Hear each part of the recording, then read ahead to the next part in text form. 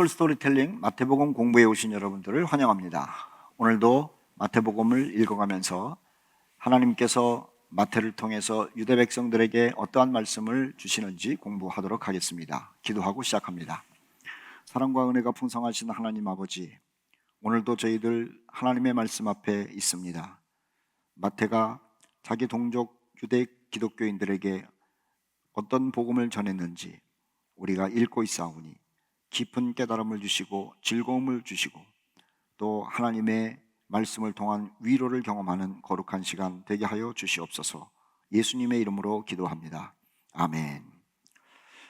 오늘은 마태복음 15장 말씀을 공부하도록 하겠습니다. 마태복음 15장 1절 말씀부터 20절까지의 말씀 내모를 쳐주시기를 바랍니다. 우리가 읽고 있는 내용은 예수님의 행적 가운데 유대 땅에서의 행적, 그걸 지금 공부하고 있죠. 유대 땅에서의 행적이 세 가지로 기록이 되어 있다는 말씀을 드렸습니다. 그 세 가지 가운데 하나가 14장 13절 말씀부터 21절이고 그 다음에 두 번째가 22절부터 36절까지라고 말씀을 드렸죠. 그리고 이번에는 세 번째 유대 땅에서의 예수님의 행적을 말합니다. 그런데 조금 더 이것을 세분해서 얘기를 하면은 유대 기독교의 앞날에 관한 마태의 식견입니다. 식견. 자, 15장 1절부터 20절까지 내모를 치셨을 거예요. 자, 유대 기독교인들이 이 이야기를 들었을 때 어떤 위로와 또 힘을 얻게 되는지를 보도록 하죠. 자, 1절입니다. 그때 이 바리새인과 서기관들, 동그라미 해놓으시죠. 바리새인과 서기관들입니다. 늘 같이 나오죠. 바리새인과 서기관들의 특징이 뭐냐면은 가르치는 자들이라고 하는 거예요. 바리새인도 가르치는 것을 좋아했고 서기관들도 가르치는 것을 좋아합니다. 자, 이 두 비슷한 그룹이 예루살렘으로부터 예수께 나왔다. 예루살렘으로부터 동그라미 해놓으시죠. 예루살렘으로부터입니다. 우리가 유대의 지도를 이렇게 그리죠. 자, 보십시오. 여기가 예루살렘입니다. 예루살렘. 그런데 이들이 온 곳이 어디냐면은 갈릴리 지역으로 왔다는 거예요. 아주 중요한 내용이죠. 왜냐하면은 가르치는 자들 바리새인과 서기관들이 먼 길을 왔다는 겁니다. 먼 길을 온 것이죠. 이유가 무엇이냐면은 예수 만나기 위해서예요. 예수 만나려고. 근데 예수님을 만나려고 온 목적이 영생을 배우기 위해서 아니고 흠잡기 위해서 왔다는 거죠. 이게 안타까운 겁니다. 예수께로 나오는 사람, 교회로 나오는 사람, 하나님께로 나오는 사람들이 여럿이 있어요. 그런데 표면적으로 보면은 모두 예수께로 오는 건데 내면적으로 보면은 예수님을 통해서 구원의 복음을 듣고 영생을 듣고 하나님 나라를 배우기 위해서 오는 사람이 있는가 하면 그것이 아니고 흠잡기 위해서 오는 사람이 있다라고 하는 거예요. 유대 기독교 공동체도 마찬가지죠. 교회라고 하는 것이 형성이 됐는데 영생을 얻기 위하여 주님을 배우기 위해서 오는 사람이 있는가? 아니면은 흠잡기 위해서 그 공동체에 섞여 있는 무리가 있는가? 한번 생각해 볼 필요가 있는 것이죠. 우리들도 마찬가지입니다. 여러분은 누굽니까? 교회에 와서 예배를 드리고 찬송을 부르고 기도를 합니다. 또 성경을 배우기도 합니다. 바리새인과 서기관 같은 마음을 가지고 오셨는지 아니면 겸손하게 구원을 배우기 위해서 오셨는지 한번 자신을 돌아봐야 할 겁니다. 그런데 악한 일을 하는 사람들의 특징이 있어요. 아주 지독하다는 거죠. 지금 어디서부터 어디까지 왔다고요? 예루살렘에서부터 갈릴리까지 왔다라고 하니 악한 사람들의 열심이라고 하는 것은요, 우리가 상상할 수 없을 만한 열심이라고 하는 겁니다. 계속 읽겠습니다. 1절 뒷부분에 예루살렘으로부터 예수께 나와 이르되 당신의 제자들이 어찌하여 장로들의 전통을 범하나이까? 자, 줄거 놓으십시오. 장로들의 전통을 범하나이까? 아주 재밌는 얘기예요. 스스로가 말하기를 성경을 범하나이까 이렇게 말하지를 않고 장로들의 전통을 범하나이까 라는 질문을 해요. 그리고 거기에 대한 문제 제시를 하는 거예요. 무엇을 자기네들이 지금 잘못하고 있는지조차도 모르죠. 성경을 어기고 있나이까? 이렇게 말하면 이건 아주 굉장히 좋은 질문이에요.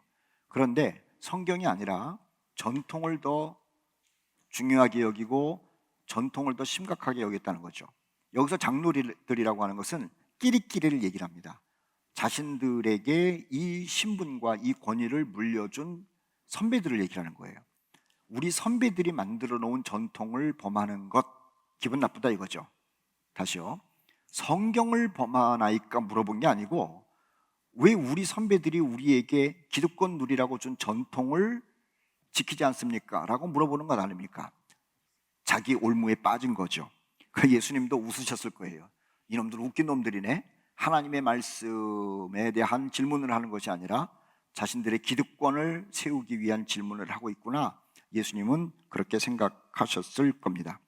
그 내용이 뭐냐면 떡 먹을 때에 손을 씻지 아니하나이다 라고 하는 겁니다. 떡 먹을 때에 손을 씻지 않는다. 자, 옆에다가 여러분 써놓으시면 재밌을 겁니다. 떡 먹을 때, 떡. 무엇인가 먹을 때, 떡 먹을 때예요. 떡. 손을 씻는다. 이들이 만들어 놓은 규례가 있어요. 자기네들의 전통이 있어요. 이런 겁니다. 얼마나 많이 씻어야 되는가? 얼마나 많이 씻어야 되는가? 보세요. 오늘날 우리 코로나19 때문에 손 씻기 하잖아요. 손 씻기 할 때 의사들이나 또는 보건당국에서 뭐라고 권면하냐면 30초 이상을 씻으세요 그러잖아요. 그런데 뭐 30초 이상을 씻던 씻지 않던 상관없어요. 그런데 유대인들이 만들어 놓은 장로들의 전통을 보면은요, 그걸 안 지키면, 예를 들면 저들이 30초 이상, 1분 이상을 씻어야 된다라고 적어 놓고 그거를 지키지 않으면은 죄를 만들어 버리는 거예요. 아주 웃어요. 얼마나 많이 씻어야 되는가. 두 번째, 이들의 전통이 있습니다. 손 씻는 문제에 있어서 언제 씻어야 되느냐는 거예요. 언제 씻어야 되느냐. 자, 집에 들어와서 씻어야 되느냐, 음식 먹기 바로 전에 씻어야 되느냐, 아니면 음식을 먹은 다음에 씻어야 되느냐라고 하는 문제를 가지고 시비를 걸어요. 자, 시비를 걸고 끝나는 것이 아니라 이 문제를 죄와 연결시키니까 이게 골아픈 거죠. 성경에서 말하기 때문에 죄가 아니라 자신들이 정해놓은 규율을 지키지 않기 때문에 죄라고 선언을 해버리는 겁니다. 이런 전통도 있다고 그래요. 자, 주전자가 있지 않습니까? 이 물주전자?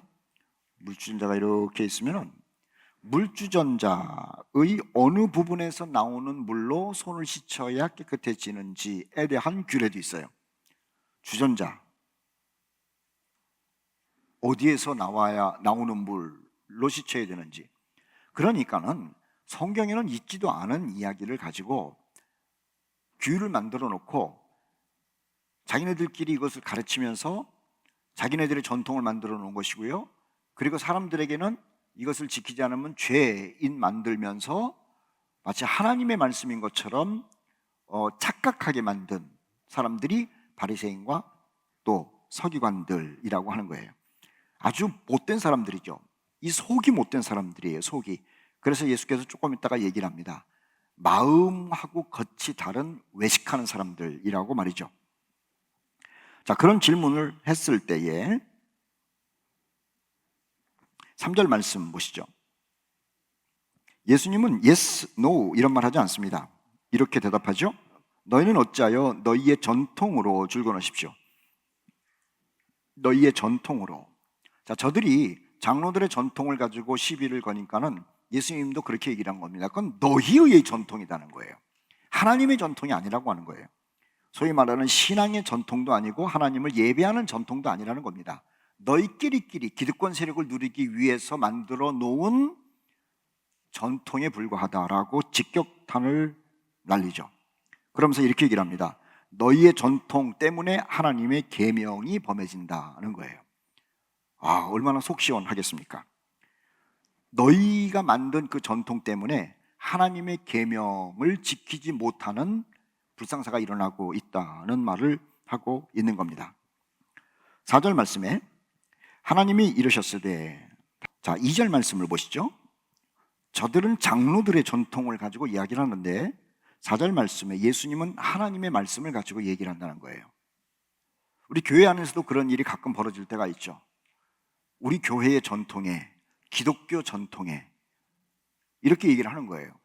또 우리 교회의 오랜 규율과 또는 해온 일에 따라서 그것 가지고 자꾸만 티격태격 얘기를 할 때가 많이 있어요.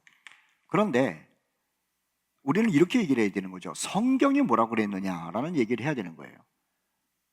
자, 그래서 예수님이 하신 말씀을 본받자는 거죠. 하나님이 이르셨으되 내 부모를 공경하라 하시고 또 아버지나 어머니를 비방하는 자는 반드시 죽임을 당하리라 하셨거늘. 예수님은 손 닦느냐 닦지 않느냐 그 문제를 가지고 왈가왈부하지 않습니다. 그냥 성경 얘기를 하는 겁니다. 내 부모를 공경하라, 그 말을 가지고 풀어 가시는 거죠. 그런데 5절 말씀 보세요. 성경을 가지고 풀어 가시면서 이렇게 얘기를 하는 겁니다. 너희는 이르되, 자, 전통을 주장하고 또 이 손 씻는 문제 이런 얘기를 가지고 하나님을 섬긴다는 사람들에게 말하기를, 누구든지 아버지에게나 어머니에게 말하기를 내가 드려 유익하게 할 것이 하나님께 드림이 되었다고 하기만 하면, 자, 이 얘기는 이겁니다. 선택의 문제라고 하는 거예요. 선택. 자, 위선자들의 특징이 있습니다. 위선자들의 특징은 뭐냐면 항상 하나님을 위해서라는 거예요. 위해서. 그래서 하나님을 위해서 사람의 본분을 희생해 버리는 거죠. 하나님을 위해서라고 하는 말로 사람의 본분을 희생하는 것을 합리화시키는 거예요.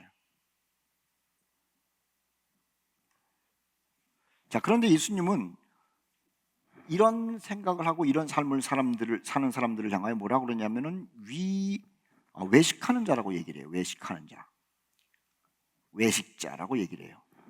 그러면은 정말로 이 사람들이 하나님을 위해서 사람의 본분을 희생하느냐? 그게 아니라는 거죠. 하나님을 위해서라는 말은 자신들의 목적을 이루기 위한 수단으로서 사용하는 거예요. 목적 성취를 위한 수단으로 써먹는 단어예요. 자신들의 목적 성취를 위한 수단으로 하나님을 위해서다 그렇게 한다는 거죠. 그래서 이것을 아는 예수께서는 저들을 향하여 외식하는 자들이다라고 말하는 거예요. 속다르고 겉다른 사람이라는 거죠. 자, 하나님께 우리가 예물을 드렸으니 더 이상 가진 것이 없기에 부모를 공경할 수 없다, 이렇게 말한다는 거예요. 그러면은 일반 사람들은 무슨 생각하냐면은, 야, 하나님께 다 드려가지고 저 사람 가난해가지고 부모님을 모시지 못하는 거야. 부모님을 안 모시려고 그러는 것이 아니라 하나님께 드려서 부모님께 드릴 것 없을 정도로 드렸으니 참 대단한 사람이고 부모 섬기지 못하는 것을 우리가 이해해야 하지 않겠어? 이런 생각을 일반 사람들로 하여금 갖게 만든다는 거예요. 그래서 요놈들을 외식하는 자라고 나쁜 놈이라고 예수님께서 콕 찍어서 얘기를 하는 것이죠. 6절 보십시오. 그 부모를 공경할 것이 없다 하여 너희의 전통으로 하나님의 말씀을 폐하는도다. 자, 하나님의 말씀을 폐한다. 하나님은 이 말씀을 하셨다는 거예요. 부모를 공경하라. 이거 지키기 싫으니까 하나님을 위해서라는 말을 자꾸 한다는 거죠. 7절 말씀에 동그라미 넣으십시오. 외식하는 자들아, 사람들을 속이는 자들아, 그 얘기예요. 사람들을 속이는 자들아, 이사야가 너희에 관하여 잘 예언하였도다. 이 백성이 입술로는 나를 공경하되 마음은, 동그라미 넣으세요, 마음은 내게서 멀도다, 그런 겁니다. 겉으로는 하나님께 헌금도 드리는 것 같고 하나님께 뭘 갖다 드리는 것 같은데 쇼한다는 거죠. 뭐냐? 부모 공경하기 싫어가지고 쇼한다는 거예요. 사람들의 마음을 속이기 위해서 쇼한다는 거예요. 이사야가 그렇게 예언을 했고요. 그리고 예수님이 그 이야기를 따와서 지금 직격탄을 날리고 있는 것이죠. 우리가 마태복음을 공부하면서 늘 놓치면 안 되는 것, 유대 기독교인들은 구약의 말을 갖다가 증명을 하면은 꼼짝없는 거예요. 아, 하나님의 말씀, 구약의 말씀이 있었는데 그 말씀이 이 말씀이었구나라는 것으로 연결을 시키는 거죠. 그래서 마태는 예수님의 이 말을 구약에서 인용한 것으로 여기다가 기록하고 있는 겁니다. 계속 읽을게요. 9절. 사람의 계명으로 교훈을 삼아. 자, 그거 줄거 놓으시고요. 사람의 계명으로 교훈을 삼아. 다시요. 사람의 계명으로 교훈을 삼아 가르친대요. 바리새인과 서기관들이 가르치는데 뭘 가르치느냐? 장로들의 전통. 그 다음에 지금 9절 말씀, 사람의 계명. 장로들의 전통을 가르치면 안 되죠. 사람의 계명을 가르치면 안 되죠. 신앙은 하나님의 계명을 가르치는 거예요. 하나님의 계명. 그 다음에 신앙의 선배들이 하나님의 말씀을 어떻게 지켰는지를 모델로 해서 가르치는 거예요. 그런데 바리새인과 서기관들은요, 장로들의 계명을 가르쳤어요. 왜냐? 아까도 얘기를 했지 않습니까? 자신들의 기득권을 지켜주는 계명이기 때문에 그런 거예요. 그리고 사람의 계명을 교훈을 삼아 가르치는 거예요. 그러니까는 또 이렇게 말합니다. 나를 헛되이 경배하는도다. 하나님을 경배하는 사람은 전통을 가르치지 않습니다. 하나님을 경배하는 사람은 사람이 회의를 통해서 만든 것을 가르치지 않습니다. 성경에 이렇게 가르치는 거예요. 아주 무서운 얘기죠. 자, 아까 다시 5절과 6절 말씀이에요. 누구든지 아버지에게나 어머니에게 말하기를 내가 드려 유익하게 할 것이, 내가 부모님께 드려야 되는데 부모님께 드릴까 하나님께 드릴까 고민하다가 하나님께 드리는 것이 더 좋은 줄 알고 하나님께 드렸습니다. 그래서 부모님께 드릴 것이 없습니다, 이 말이죠. 이것을 뭐라고 그러냐면 고르반이라고 그러는 거예요. 고르반. 민수기 30장 12절 말씀에 나오고 있습니다. 이걸 고르반이라고 그래요. 고르반 사상이라고 그러는 거예요. 자, 다시 9절로 사람의 계명으로 교훈을 삼아 가르친다. 자, 사람의 계명으로 교훈을 삼아 수백 년 동안 사람의 계명을 하나님의 말씀으로 믿고 지내온 거예요. 바리새인과 서기관들이 뭘 가르쳤느냐? 하나님의 말씀을 가르친 것이 아니고 하나님의 말씀을 터전으로 해서 자기들 나름대로의 교훈거리를 만든 거예요. 그런데 이것을 수백 년 동안 회당에서 모여서 가르치고 집에서 가르치고 그래가지고 이게 뿌리가 깊어진 거죠. 그 사람들은 하나님의 말씀인 줄 착각하고 있었다는 거예요. 착각. 성경에는 전혀 없는 문제인데 성경을 근거로 하는 교회에서 이렇고 이런 법을 만들어 놨잖아요.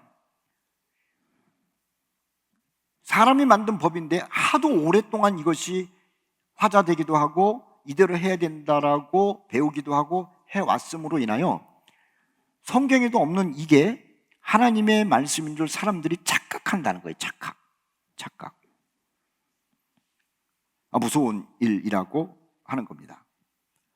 자, 다시요. 자, 이 이야기는 지금 어떤 효과를 가지고 오고 있는지를 여러분에게 먼저 소개할게요. 첫째, 바리새인, 그 다음에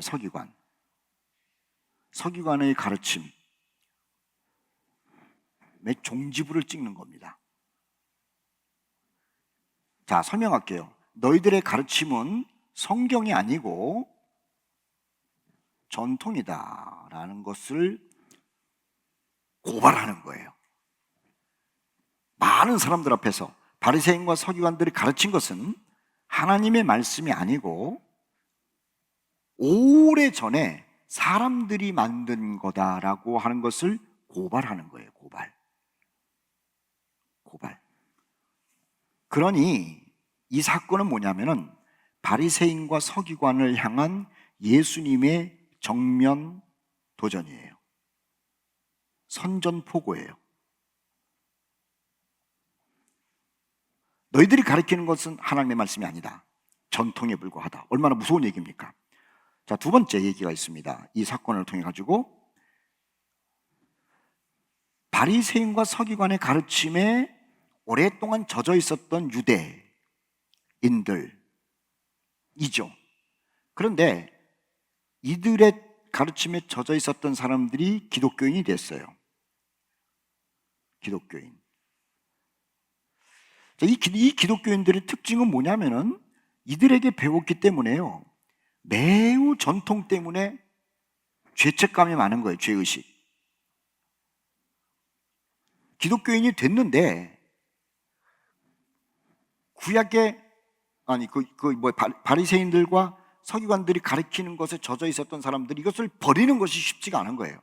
그런데 마태가 지금 예수님의 이야기를 가지고 이 죄의식 가운데 있는 유대 기독교인들에게 얘기를 하는 것이죠. 그 전통 버려라 하는 거예요. 버려라. 괜찮다.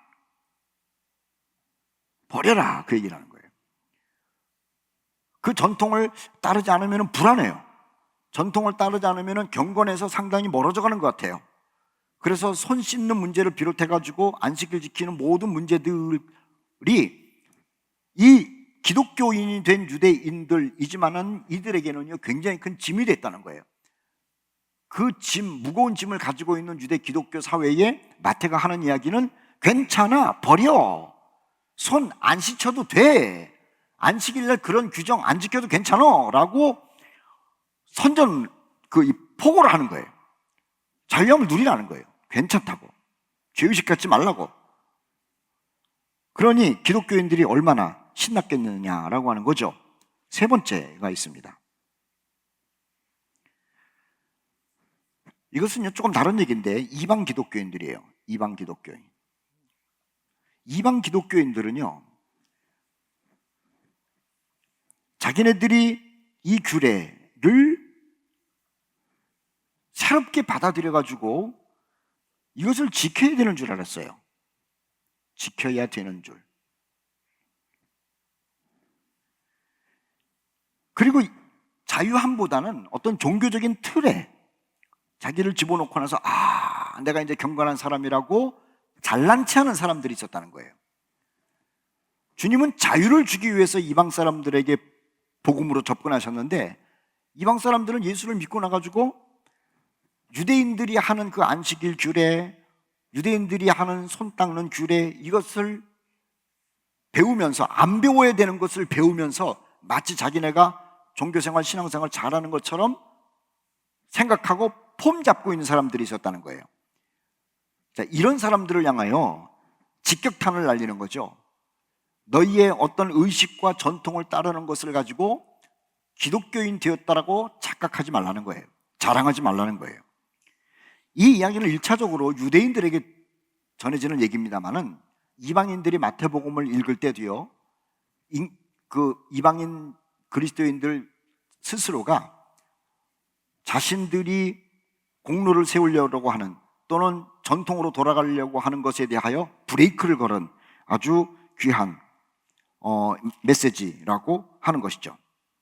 자, 이제 9절까지의 얘기와 더불어 이거는 바리새인과 또 서기관을 향한 예수님의 선전포고라고 말씀드렸어요.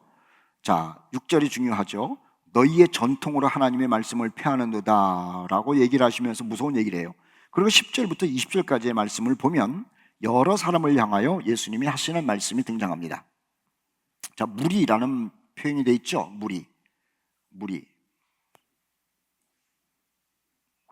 무리를 보시고 저들에게 이제는 설교하시는 겁니다. 이르시되 듣고 깨달으라. 입으로 들어가는 것이 사람을 더럽게 하는 것이 아니니라 입에서 나오는 그것이 사람을 더럽게 하는 것이니라. 이렇게 이야기를 해요. 자, 구약에는 분명히 의식법이 있습니다. 의식법. 자, 의식법 중에서 지금 손 씻는 얘기가 나오죠. 손 씻어라, 깨끗하라. 이것은 사람을 올가매기 위해서 그런 것이 아니고, 다시요, 음식을 먹을 때 손 씻어라라는 것은 사람을 죄인 아니면은 의인으로 구분하는 기준의 잣대로서 손을 씻으라고 그런 것이 아니라 위생을 위해서 주신 말씀이에요. 손을 씻고 먹으면 병 안 걸리고 손을 안 씻고 먹으면 병 걸릴 가능성이 많다. 손을 씻고 먹으면 의인이고 손을 안 씻고 먹으면 죄인이다, 이런 말 없다니까요. 손을 씻고 먹으면 더러운 것이 속으로 들어가질 않으니까는 예방이 되니까는 건강해질 것이고, 손을 안 씻고 먹으면 몸에 더러운 것이 들어가가지고 병 걸리니까는 알아서 해라. 위생을 위한 말씀이에요. 위생을 위한 말씀. 그런데 이것을 신앙적 말씀으로 변질을 시켜버린 거예요.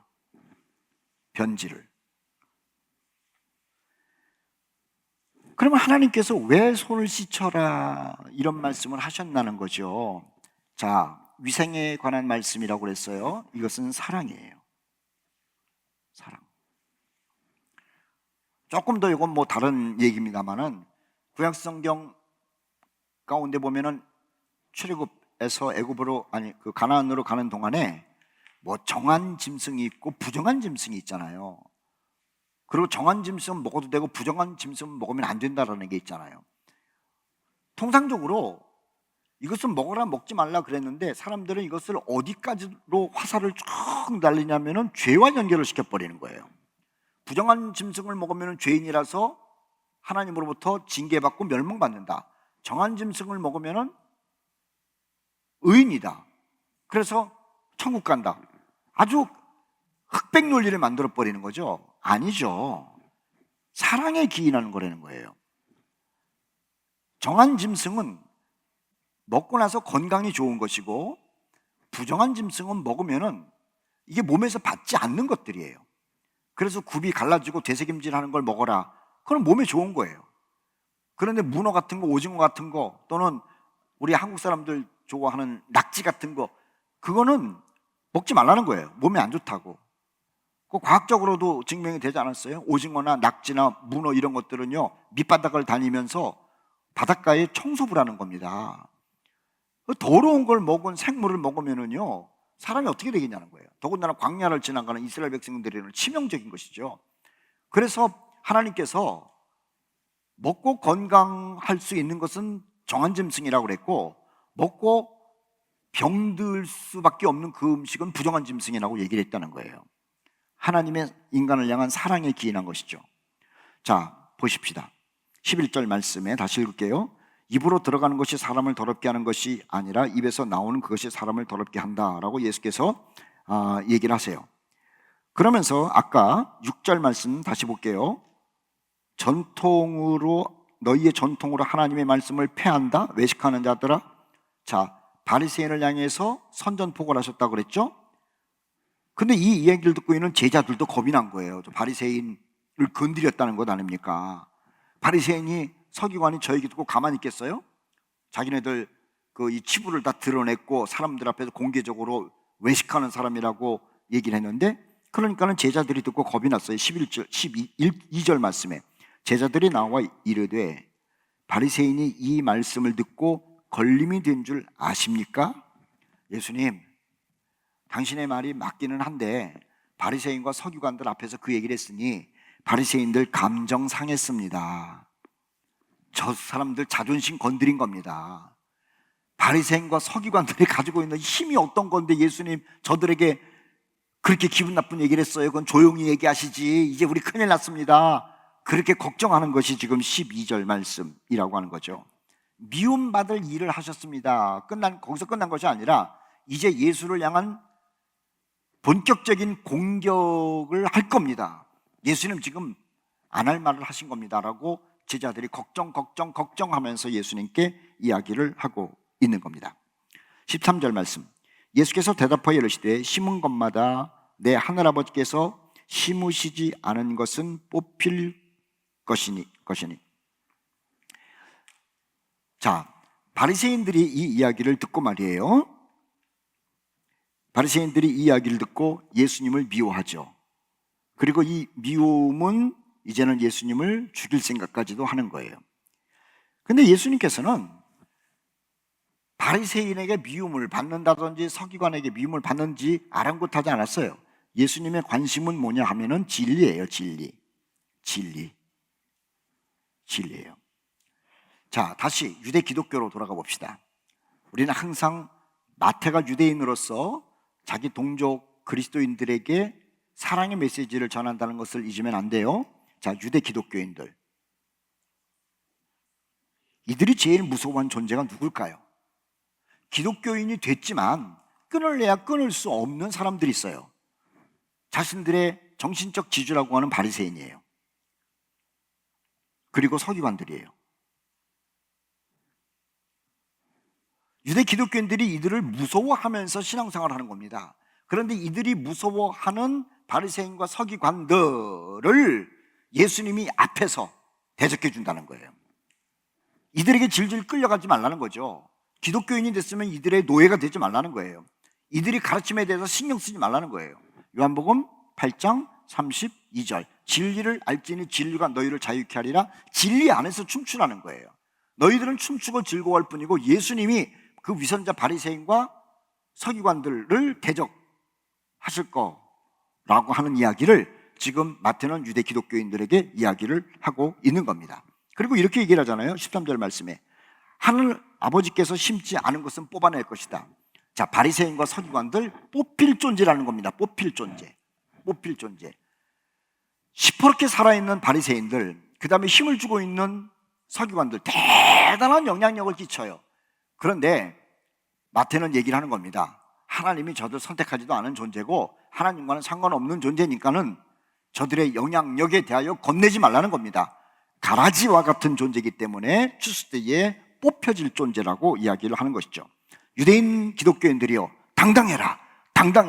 너희는 바리새인과 서기관들 가르침 아래에 있는 것이 아니라 자유를 주신 예수님의 가르침 아래에 있는 것을 인식하라라는 의미로 마태는 이 내용을 지금 쓰고 있는 겁니다. 14절, 그냥 둬라. 그들은 맹인이 되어 맹인을 인도하는 자로다. 만일 맹인이 맹인을 인도하면 둘 다 구덩이에 빠지리라. 이 이야기를 들은 바리새인과 서기관들 기분이 어떻겠습니까? 자신들은 그래도요, 대단한 존재라고 여긴 거예요. 지도자라고 생각하는 거예요.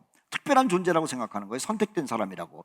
그런데 다시 10절 말씀, 많은 사람들 앞에서 개망신을 주고 있는 겁니다. 저들은 맹인이다라고 하는 거예요. 맹인이 일반적인 맹인, 자, 보통 어떤 이 시민들 또는 마을 사람들, 일반적 맹인은 이건 죄인이 아니에요. 그런데 맹인이 스스로가 지도자라고 하는 건, 인도자라고 하는 건, 이건 죄인인 거예요. 내가 날 때부터 맹인이 될 수가 있죠. 사고로 맹인이 될 수가 있어요. 그래서 안 못 본다는 거, 이것은 죄인이 아니에요. 근데 문제는 자기가 보지도 못하면서 다른 사람들을 끌고 구원의 길로 가겠다라고 하는 이야기를 하는 건, 이거는 나쁜 놈이라고 하는 거예요. 자기도 모르는 주제에 다른 사람을 끌고 간다는 게 말이 돼요? 이거는 의도적 죄인인 거예요. 의도적 행위. 그래서 그것을 죄인이라고 그러는 거예요. 14절 말씀, 그만둬라. 그들은 맹인이 되어 맹인을 인도하는 자로다. 만일 맹인이 맹인을 인도하면 둘 다 구덩이에 빠지게 될 것이다. 자, 유대 기독교인들이 이 이야기를 들으면서 그겁니다. 바리새인과 서기관을 맹인이라고 직격탄을 지금 내리지 않습니까? 그러면 그 맹인을 쫓아가지 말라는 교훈도 스스로가 받는 거죠. 그리고 여전히 누구를 따라가야 되느냐 하면은 십자가에서 죽으시고 부활하신 예수님의 가르침을 따라가야겠다라고 하는 굳은 마음, 또 믿음의 마음을 갖게 되는 거다라고 하는 거예요. 자, 그 얘기를 14절 말씀에 그들은 맹인이 돼요. 맹인을 인도하는 자로다. 맹인이 맹인을 인도하면, 자, 거기에 맹인이라는 말, 맹인 앞에 맹인이요. 인도하는 맹인, 이거 죄인 맹인이죠. 그 사람들은 뭐냐면은요, 율법의 본질을 모른다는 거예요. 성경의 본질을 몰라요. 본질을. 그게 죄예요. 성경을 보는데도 하나님의 마음을 모르고 그냥 자신의 의의를 세우기 위해서 하나 지키고 둘 지키고 셋 지키고 그런다는 거예요. 지키는 게 문제가 아닙니다. 그 글을 주신 하나님의 마음을 헤아리는 것이 중요한 거예요. 근데 바리새인과 서기관은 그렇지 않았다는 거예요. 지키느냐 안 지키느냐 여기만 관심이 있었어요. 아버지가 그 이야기를 써준 이유에 대해서는 전혀 관심이 없었던 거죠. 그래서 저들을 맹인이라고 예수께서 말씀한 거예요. 자, 율법에 대한 이야기를 잠깐 하도록 할게요. 율법, 여기서 지금 율법에 관한 이야기를 하는 거니까. 자, 하나님의 율법입니다. 하나님의 율법. 우리가 잘 알고 있어야 돼요. 이거는 유대인들이 613가지 율법에 대해서 많이 공부를 했죠.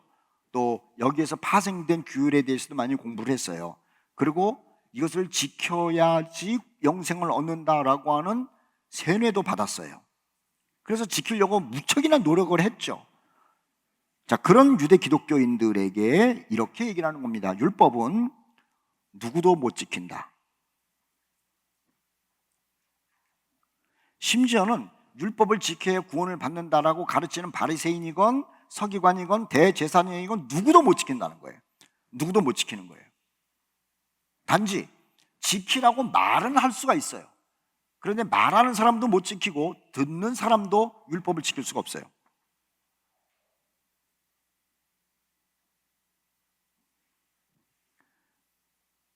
자, 그렇다면은 못 지켜요. 그런데 가능성을 하나 보십시다. 자, 율법을 지킨다면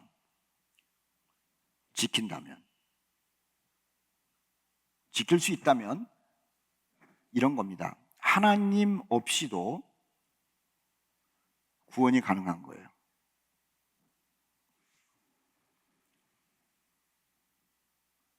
자, 율법을 지킨다고 그러면 하나님의 은혜로 지키는 게 아니고요, 자신의 능력이에요. 그러니까 하나님이 필요 없이도 구원이 가능하다는 거예요.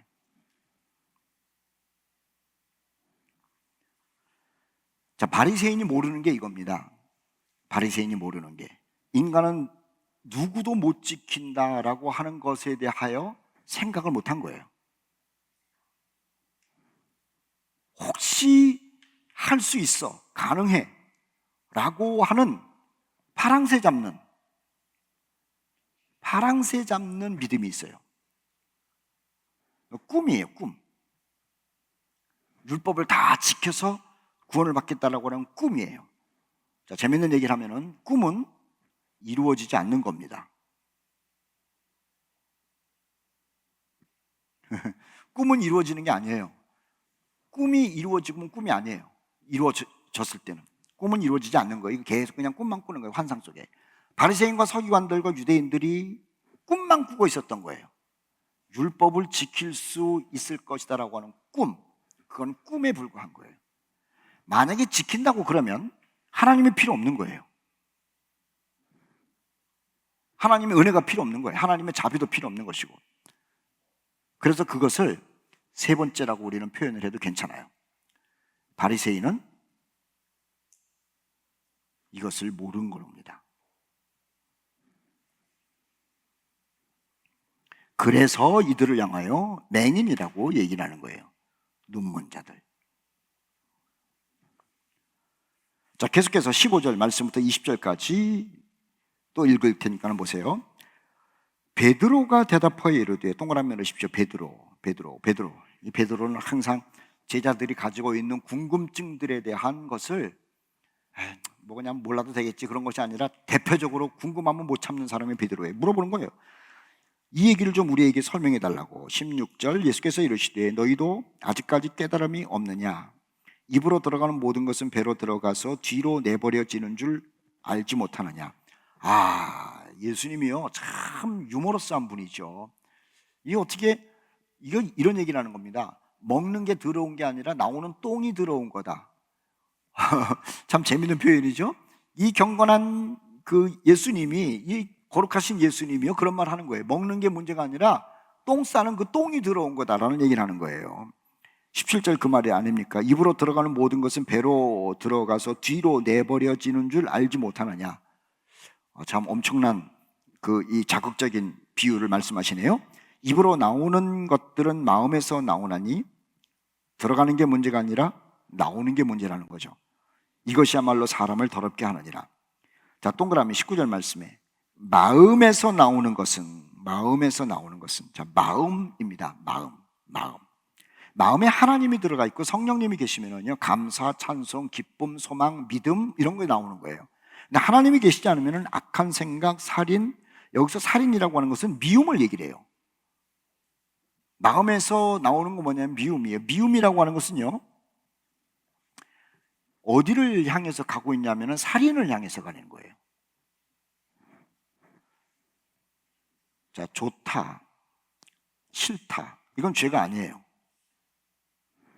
자, 김치가 좋다, 김치 이거 좋다, 싫다 이것은 죄가 아니에요. 어떤 사람은 김치 싫어할 수도 있어요. 어떤 사람은 라면을 싫어할 수도 있어요. 어떤 사람은 소고기는 싫어하고 삼겹살만 좋아할 수도 있어요. 이건 자기의 취향이고 성향이에요. 이건 어떤 의지가 아니에요. 내가 김치 싫어할 거야, 나는 삼겹살 싫어할 거야, 그게 아니에요. 그냥 몸에서 자연적으로 싫고 좋은 거예요. 미움이라고 하는 것은 의지가 있는 겁니다. 그리고 목표가 있는 거예요. 김치를 싫어하는데 목표입니까? 김치를 좋아하겠다 목표가 없잖아요. 그냥 싫은 거예요. 그런데 미움은요 목표가 있어요. 내가 저것을 미워하면 저것이 없어지길 바래요. 망하길 바래요. 그런 거예요. 내가 저 사람이 밉다 그러면 저 사람이 망하기를 바래요. 안 되기를 바래요. 지구에서 없어지길 바래요. 그래서 미움은 그냥 단순히 미움이 아니라 살인을 향해서 가고 있는 거죠. 미움이라고 하는 화살은 상대방이 없어지기를, 죽기를 바라는 거예요. 그래서 이것을 미움은 살인이라고 성경에서는 얘기를 하는 거죠. 자, 마음에서 나오는 악한 생각, 살인, 간음, 음란, 도둑질, 거짓 증언, 비방 이런 것들이 사람을 더럽게 하는 것이지 손을 씻느냐 씻지 않느냐 이것과는 아무런 상관이 없다는 거예요. 사람이 깨끗한 것은 마음속에서 결정이 되는 것이지 겉에서 결정이 되는 것이 아닙니다. 자, 겉은 겉 이건 율법주의를 얘기를 해요. 사람들은 대부분 겉이 깨끗하기를 굉장히 애를 쓰죠. 그래서 속은 막 뭉그러지고 막 근심 걱정과 살인과 미움과 간음과 도둑질과 탐심으로 가득 차 있는데 그것을 감추는 방법이 뭐냐면은 멋진 양복 입는 거예요. 넥타이 탁 매고 머리 기름 탁 칠하고 말 천천히 하고 구두도 반달반달하고 그 사람들은요 그러면은 겉모습처럼 속도 깨끗하다고 생각이 돼요. 그런데 속은 정말 천사 같고 예수 그리스도의 성품으로 가득 차 있고 온유와 사랑과 절제와 양선과 충성으로 가득 차 있는데 옷을 입었을 때 찢어진 청바지 입고 말이에요. 그리고 머리도 안 감고 신발도 흙 묻은 그대로 입고 그러면은 사람들이 의식 속에 뭐가 있는지 아세요? 저 사람은 속도 저럴 거라고 생각하는 거예요. 그 예수님이 그런 착각 가운데 빠지지 말라고 얘기를 하는 거죠. 겉이 번드르르하다고 그래가지고 속지 말라는 거예요. 바리새인과 서기관에게 속지 말라는 겁니다. 예수님께서 2절 말씀에 대답하는 거예요. 다시 15장 2절로 갑시다. 당신의 제자들은 어찌하여 장로들의 전통을 범하나이까? 떡 먹을 때에 손을 씻지 않습니다. 왜 그렇게 삽니까? 당신들의 제자, 예수님의 제자는 지저분합니다. 지저분합니다. 이렇게 얘기를 하는 거예요. 그런데 예수님이 20절 말씀에 야, 손 씻는 것이 지저분하고 그 사람의 선악을 얘기를 하는 게 아니야. 속에 무엇을 품고 있느냐가 그 사람이 악한 사람인지 선한 사람인지 더러운 사람인지 깨끗한 사람인지를 얘기를 하는 거야. 너희 바리새인들 서기관들 은큼한 놈들이야. 겉은 멋있게 옷을 입고 성경 구절을 달고 다니고 그러지만은 그 속에는 살인과 미움과 음란과 간음과 거짓과 비방과 원통과 원망과 이런 것만 있지 않느냐. 이 이야기를 들은 제자들 얼마나 마음이 편안했을까. 또 이 이야기를 듣는 유대 기독교인들 얼마나 마음이 편안했을까 생각해 보시죠. 오늘 교회에서도 마찬가지입니다. 위선자들이 있다라고 하는 거예요. 교회 전통이 어떻다는 둥 얘기를 하면서 말이에요. 우리는 이렇게 해왔다는 둥 성경 얘기는 안 해요. 멋있는 사람, 또 세상에서 성공한 사람을 보면 마치 예수를 잘 믿는 사람처럼 착각하는 분위기라고 하는 거예요. 근데 그렇지 않아요. 그것을 가지고 착각하게 만드는 죄를 범하는 사람이 있는가 하면요, 겉은 좀 남루하고 가진 것도 없는 것 같고 좀 초라한 것 같은데 그 마음속에 예수 그리스도의 영으로 사는 진짜 깨끗한 사람이 따로 있다는 거죠. 여러분들은 누굽니까? 그리고 나는 누굽니까? 우리는 겉과 속이 깨끗한 사람이어야 할 것입니다. 다음 시간에 계속해서 공부할 때는요, 이제 이방인들을 향한 미래에 대해서 공부하게 될 겁니다. 한 주간 동안 말씀 가운데서 승리하시기를 바랍니다. 다음 시간에 뵙겠습니다. 감사합니다.